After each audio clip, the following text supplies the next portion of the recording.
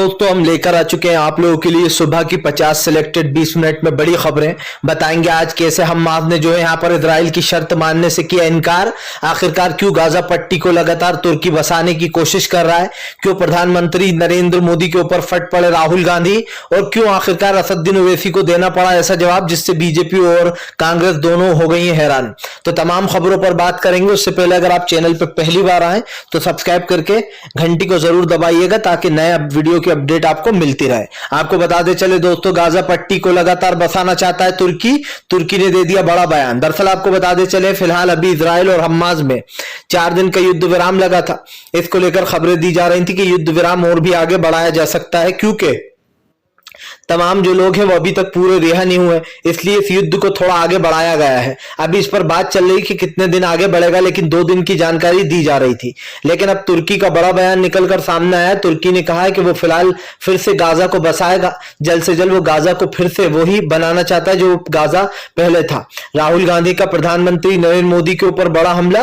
राहुल गांधी बोले गरीब रिक्शा वाले मजदूर किसानों के लिए कुछ नहीं किया बीजेपी की सरकार ने, सिर्फ सत्ता में आकर जनता का पैसा लूटने का काम किया बीजेपी ने। राहुल गांधी ने कहा कि इस बार तेलंगाना को लोगों ने कर दिया है बाय बाय, वो यहां से जाने वाले। राहुल गांधी ने कहा कि फिलहाल तेलंगाना की सरकार पूरी तरीके से खत्म होने वाली है। आपको बताते चले इजराइल की बढ़ गई मुश्किलें, हमास लगातार पड़ रहा इजराइल पर भारी। दरअसल आपको बताते चले एक तरफ इजराइल जो है बंधकों को छोड़ रहा है तो दूसरी तरफ हमास भी इजराइल के कई बंधकों को छोड़ रहा है। लेकिन इजराइल की छवि इसलिए खराब हो रही है क्योंकि हमास से छूटने वाले कैदी जो है वो लगातार जो है यहाँ पर हमास की तारीफ कर रहे हैं। उनका कहना है कि हम इजरायली थे लेकिन हमास ने काफी अच्छा ध्यान रखा उन लोगों का। आपको बता दें हालांकि हमास ने उन लोगों का अगवा जरूर किया था लेकिन उनके साथ बुरा व्यवहार नहीं किया गया। उनको जैसे इंसानों को ट्रीट किया जाता है वैसे ही ट्रीट किया गया। यही कारण है जो अब कहीं ना कहीं आपको बताते चले मुश्किलें बढ़ती हुई नजर आ रही नेतन्याहू की। नेतन्याहू ने कुछ वीडियोस भी ऐसे पोस्ट करवाए जिससे कि लोग हमास से नफरत करने लगे। आपको बताते चले अखिलेश यादव ने विधानसभा में किया जोरदार हंगामा। कैंसर पीड़ित अस्पतालों को लेकर अखिलेश भड़के। अखिलेश ने कहा कि हमारे उत्तर प्रदेश में लगातार मरीजों की जानें जा रही हैं, न अस्पतालों को पता है ना ही शिक्षा का पता है। उन्होंने कहा सरकारी स्कूलों की हालत देख ली जाए तो आज स्कूलों में कोई लोग बैठने से डरते हैं। अखिलेश यादव ने उत्तर प्रदेश के स्कूलों और अस्पतालों की हालत बताते हुए योगी सरकार को जमकर घेरा। अखिलेश ने कहा कि इस वक्त जो वहां पर माहौल बना हुआ और खास कर जो चीजें हैं उसे देखकर उन्हें बिल्कुल भी अच्छा नहीं लगा। अखिलेश यादव के इस बयान से बीजेपी कहीं ना कहीं सक पकाई हुई है। सबसे बड़ी बात यह है कि अखिलेश यादव का यह बयान ऐसे वक्त पर आया है जब विधानसभा सत्र में जोरदार हंगामा हुआ। आपको बताते चले हमास से जो है यहाँ पर हमास ने कर दी इजराइल से बड़ी मांग। अगर युद्ध विराम बढ़ाएगा दोस्तों तो इससे कहीं ना कहीं आपको बताते चले उन तमाम कैदियों को छोड़ा जा सकता है जो लोग कैद में है। दरअसल आपको बताते चले कैदियों की अवधि अभी पूरी नहीं हुई है। हमास के पास भी इजराइल के लोग हैं और इजराइल के पास भी फिलिस्तीनी लोग अगवा हैं। यही कारण है जो आपको बताते चले इस जो ये लगा हुआ दोस्तों सीज फायर, इसको बढ़ाने की मांग की जा रही है। हालांकि कल खबर दी गई कि कतर ने 2 दिन का ये बढ़वा दिया है सीज फायर, 2 दिन के लिए सीज फायर बढ़ चुका है ऐसा बताया गया कतर की तरफ से। लेकिन आपको बताते चले औपचारिक तौर पर ना ही इजराइल और ना ही हमास ने इसकी कोई पुष्टि की है। हालांकि कल जब ये जानकारी दी गई तो लोगों में राहत की खबर आई थी क्योंकि कई लोग हैं जो चाहते हैं कि फिलहाल इसको बढ़ा दिया जाए सीज फायर को, क्योंकि अभी कई लोगों परेशानी में है। इसीलिए आपको बताते चले मामला आगे बढ़ गया। लेकिन अब देखना होगा कि क्या होता है। जो बाइडेन की कुर्सी आई खतरे में, राष्ट्रपति जो बाइडेन की कुर्सी जाएगी।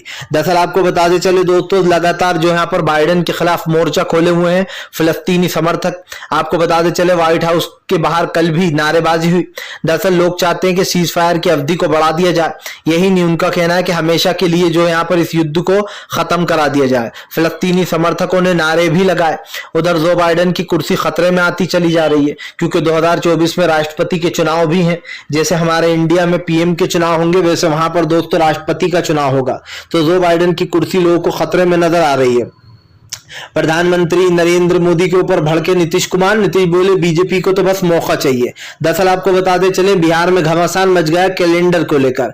आपको बताते चले नीतीश कुमार ने कैलेंडर में जो 2024 का कैलेंडर है उसमें कुछ बदलाव किए, स्कूल की छुट्टियां कम कर दी ताकि दोस्तों लोगों की पढ़ाई का नुकसान ना हो। लेकिन आपको बताते चले कुछ त्योहारों में ज्यादा छुट्टियां दी गई हैं तो कुछ त्योहारों में कम दी गई है। जैसे रक्षाबंधन की बताया जा रहा है छुट्टी नहीं रखी गई। इसको लेकर अब बीजेपी ने नीतीश देश के ऊपर आरोप लगाया कि वो तुष्टीकरण की राजनीति कर रहे हैं और ईद की 3 छुट्टी दी गई है, बकरा ईद की भी और मीठी ईद की भी। इसी को लेकर बीजेपी कह रही है कि फिलहाल यहां पर फतवा जारी कर दिया नीतीश कुमार ने। प्रधानमंत्री नरेंद्र मोदी और ईरान के दोस्तों रिश्ते होंगे मजबूत। दरअसल आपको बताते चले ईरान की जरूरत पड़ेगी भारत को। आपको बताते चले भारत ईरान के खिलाफ नहीं जा सकता, क्योंकि ईरान एक ऐसा देश है दोस्तों जिसके साथ भारत आगे बढ़ता चलता है और कई ऐसे प्रोजेक्ट हैं जो ईरान के साथ भारत कर रहा है। दरअसल माना जा रहा है फिलिस्तीन और इजराइल की लड़ाई में खुलकर भारत किसी एक का साथ नहीं दे रहा है, लेकिन वो ईरान के खिलाफ नहीं हो सकता। बताया जा रहा है ईरान के कई ऐसे प्रोजेक्ट हैं हमारी भारत सरकार के साथ दोस्तों, जिसके चलते भारत सरकार जो है यहाँ पर ईरान के खिलाफ नहीं बोल सकती, उसे ईरान का साथ चाहिए ही होगा। यह दावा किया जा रहा है कि फिलहाल ईरान भारत के रिश्ते इससे और मजबूत हो रहा है, क्योंकि अभी हाल ही में जब प्रधानमंत्री से अपील की गई थी कि भारत को साथ देना चाहिए फिलिस्तीन का, तो कहीं ना कहीं मदद भी भेजी गई थी ज्यादा ज्यादा गाजा में। आपको बताते चले फिलहाल के चंद्रशेखर राव के ऊपर फिर से भड़के इमरान प्रतापगढ़ी। इस बार अजहरुद्दीन का हाथ उठाकर बोले जल्दी ही केसीआर होगा बाय बाय। दरअसल आपको बताते चले इमरान प्रतापगढ़ी ने नारा दे दिया। इमरान प्रतापगढ़ी का कहना है कि बीजेपी के जाने का समय आ चुका है। उन्होंने कहा कि बीजेपी और केसीआर मिले हुए हैं, इसलिए बाय बाय केसीआर के जमकर नारे लगे। इमरान प्रतापगढ़ी ने अजहरुद्दीन का हाथ उठाकर कहा कि फिलहाल मैं छोटे मोटे शिकार करता नहीं हूं, लेकिन अजहर भाई के लिए यह भी करना पड़ रहा है। आपको बताते चले इमरान प्रतापगढ़ी ने अजहरुद्दीन को जिताने की बात की और बार बार केसीआर के जमकर नारे भी लगाए।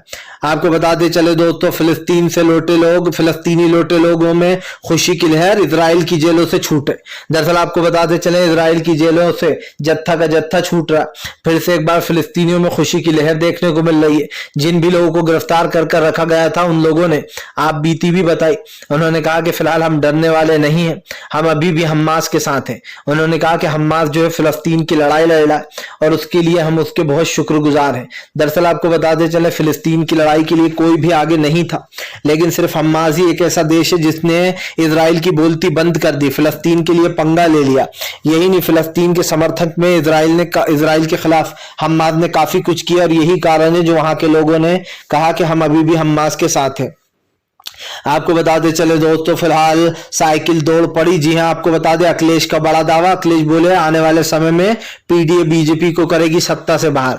दरअसल अखिलेश यादव ने बड़ा दावा कर दिया विधानसभा से बाहर निकलकर।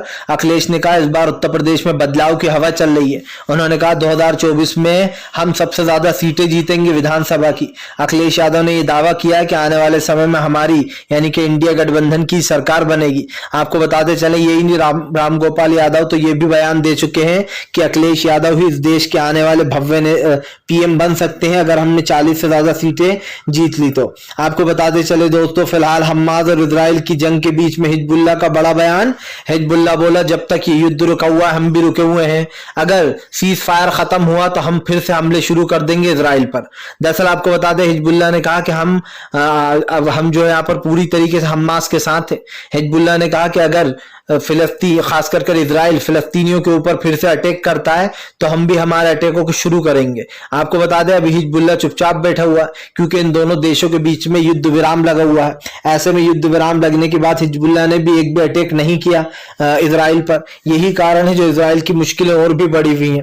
आपको बताते चले फिलहाल इजराइल अब इस चिंता में है कि हिजबुल्लाह के अटैकों से कैसे निपटा जाएगा अगर ये लड़ाई फिर से शुरू होती हो तो। तेजस्वी यादव ने बीजेपी के ऊपर निकाली भड़ास। तेजस्वी यादव बोले बीजेपी को सिर्फ हिंदू मुसलमान करना है, वह हर मुद्दे में धर्म को ले आती है। दरअसल आपको बताते चले नीतीश कुमार ने 2024 का कैलेंडर रिलीज कर दिया जिसके ऊपर बीजेपी राजनीति कर रही है। वो कह रही है ईद में तो 3 छुट्टियां दी नीतीश कुमार ने, लेकिन रक्षाबंधन की छुट्टी खत्म कर दी और बाकी त्योहारों में नीतीश कुमार ने छुट्टियां कम की हैं। जबकि दोस्तों नीतीश कुमार ने ये सब कुछ पढ़ाई के लिए किया है और बाकी दूसरे त्योहारों में जितनी छुट्टियां होती थी उतनी है। इसी को लेकर ऐसा तेजस्वी यादव का कहना है कि बीजेपी सिर्फ राजनीति कर रही है और उसे राजनीति ही चाहिए रहती है। आपको बताते चले दोस्तों फिलहाल अमेरिका से लेकर तो तमाम देशों में फिलिस्तीन के समर्थन में हो रही नारेबाजी। लोग बोले फिलिस्तीन के नागरिकों को किया जाए सेफ। दरअसल आपको बताते चले फिलिस्तीनों की जिंदगी खतरे में रहती है। आए दिन इजराइल जो है दोस्तों अटैक कर देता है या फिर उन लोगों को उठाकर जेल में डाल देता है, जिसको लेकर अब लोगों ने अपील की है। लोगों का कहना है कि फिलहाल तत्काल में जल्द से जल्द फिलिस्तीन को पूरा समर्थन मिलना चाहिए।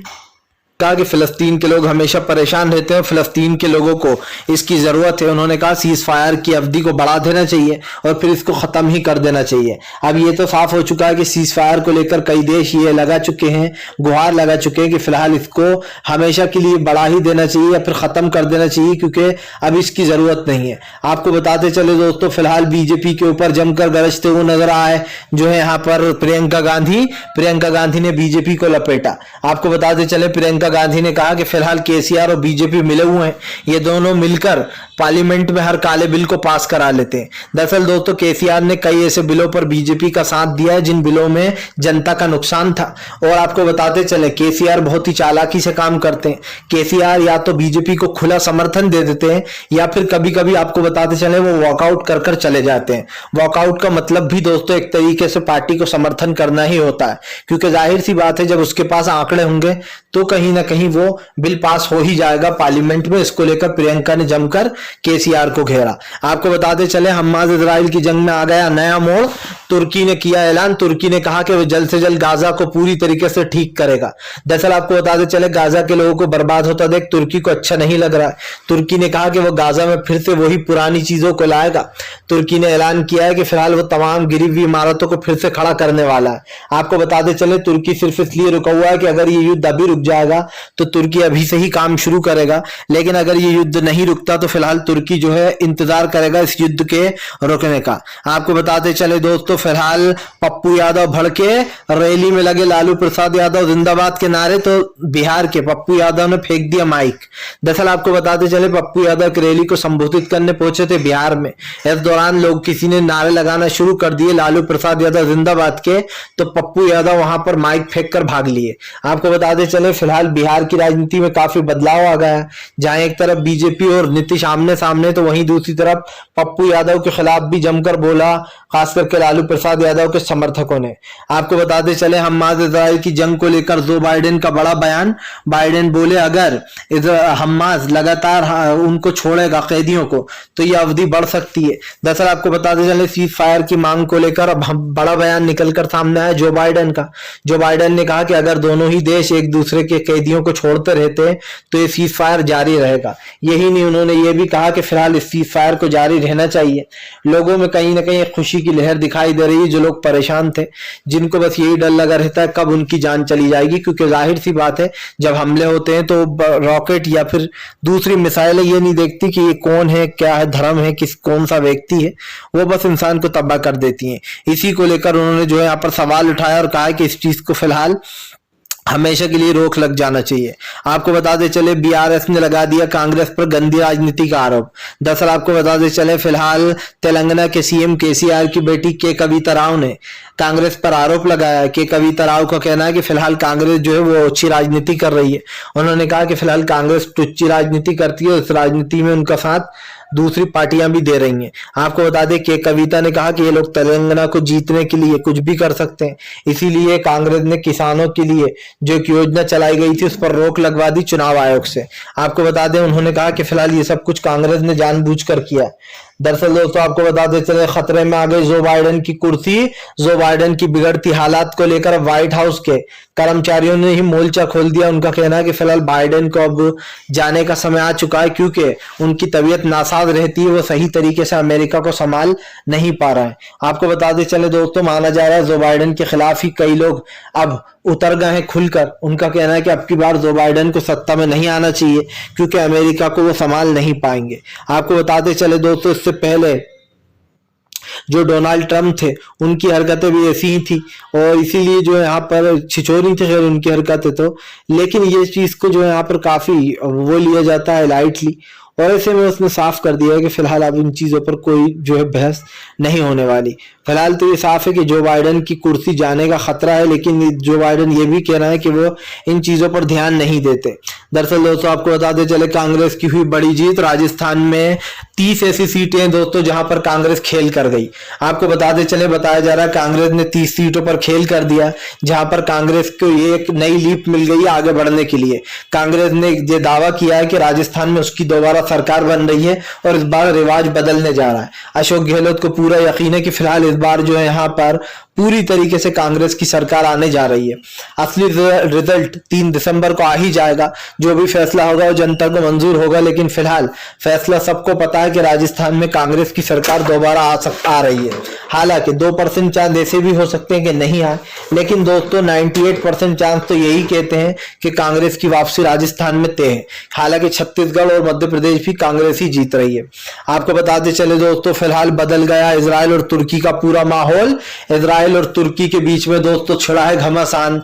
तुर्की लगातार इजराइल को कोस रहा है। तुर्की साफ कह रहा है कि ये सब कुछ वहां के राष्ट्रपति पीएम नेतन्याहू के उससे हुआ है। दरअसल आपको बताते चले, गाजा में जो भी तबाही मची उसका जिम्मेदार तुर्की ने नेतन्याहू को ठहराया। उनका कहना है नेतन्याहू ने सब कुछ जानबूझकर किया और उन्होंने इस खास कर ये जो दंगे हुए एक तरीके के दोस्तों, इसको बढ़ावा दिया।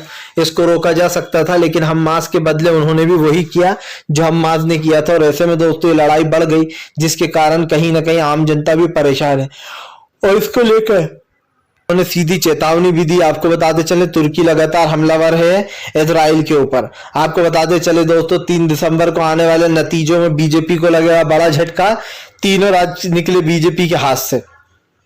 दरअसल आपको बताते चले, मध्य प्रदेश, राजस्थान और जो है यहाँ पर तेलंगाना, अब ये चारों राज्य दोस्तों बीजेपी के हाथ से जाते हुए दिखाई दे रहा है।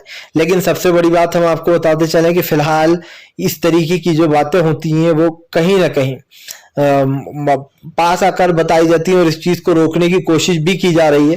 आपको बताते चले, फिलहाल ये सीज फायर से लेकर तो तमाम चीजों पर बात भी चल रही है कि इस चीज को कैसे रोका जाए, लेकिन अभी यहाँ पर जो है ये पूरा एक नया मुद्दा बन गया और इस रेस को देखना होगा कि ये कहां तक जाती है। आपको बताते चले दोस्तों, फिलहाल भारतीय जनता पार्टी के ऊपर जमकर गरजे असदुद्दीन ओवैसी बोले कांग्रेस और बीजेपी का सिर्फ एक ही काम है, हमें कोसते रहना। उन्होंने कहा कि हम तो इन दोनों की लेला बन चुके हैं, दोनों, एक हमें इधर से हाथ पकड़ के खींचता है, दूसरा उधर से खींचता है। ओवैसी ने आरोप लगाया कि बीजेपी और कांग्रेस मिलकर दोनों ओवैसी की पार्टी एमआई का फायदा उठाते हैं। उन्होंने कहा इन लोगों को अच्छे से पता है कि ये जब तक हमें बुरा भला नहीं कहेंगे तब तक लोग इन्हें वोट नहीं देंगे।